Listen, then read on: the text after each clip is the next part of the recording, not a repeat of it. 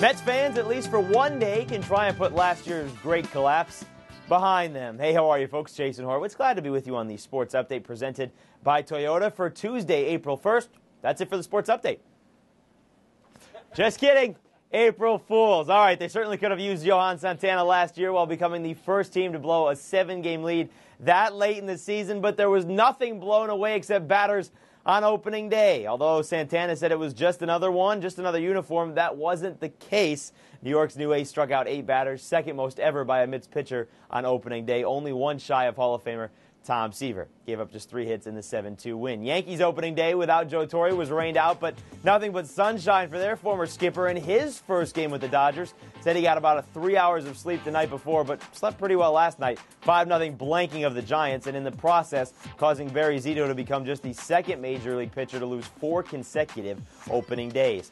Indians were a win away from the World Series last year, but just a day into this season, already an injury to a key player. How serious? That's still to be determined, but Victor Martinez, tightness in his hamstring, fell down on his way to second during the loss to the White Sox. Won't play today, may end up on the DL. Final Four having all 1 seeds, not the only first this year in college hoops. First time since the AP started handing out the All-American team 6 decades ago that not one senior voted on the list. Junior Tyler Hansbrough and freshman Michael Beasley unanimous selections, while fellow freshman Kevin Love, sophomore DJ Augustine, and junior Chris Douglas Roberts also made the first team. 3 of those players you will see in the Final Four. Won't see the Lopez twins, and you won't see them in college anymore either. The 7-foot Stanford sophomores Monday declaring for the NBA draft, both saying they will hire agents, eliminating any chance to pull out.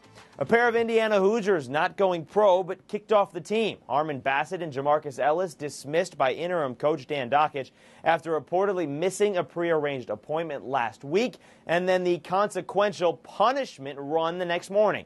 Combined, the two missed 4 games during the season for disciplinary reasons. So whomever takes over the Indiana job will have a completely different roster next year, when you also take into consideration DJ White is graduating and Eric Gordon most likely leaving for the NBA.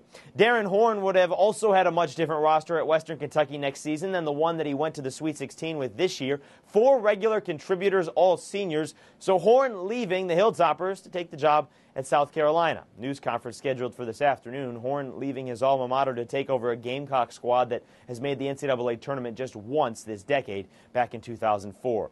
All right, time for the Wits Hits. More college hoops. Duke freshman Taylor King has announced he's planning to transfer. Earlier reports say Villanova and Gonzaga the favorites. Women's Final Four halfway complete. The 2 seeds. LSU and Stanford upsetting top-seeded North Carolina and Maryland, respectively. Tennessee, they'll take on Texas A&M as well as Rutgers UConn tonight to complete the Final Four. And Florida sensational junior all-everything Percy Harvin, he'll miss the rest of spring ball with a rare heel injury, one that may require surgery, although Coach Urban Meyer saying he won't miss any of the regular season. And one other note, a lot of chatter about Pac-Man Jones and a trade.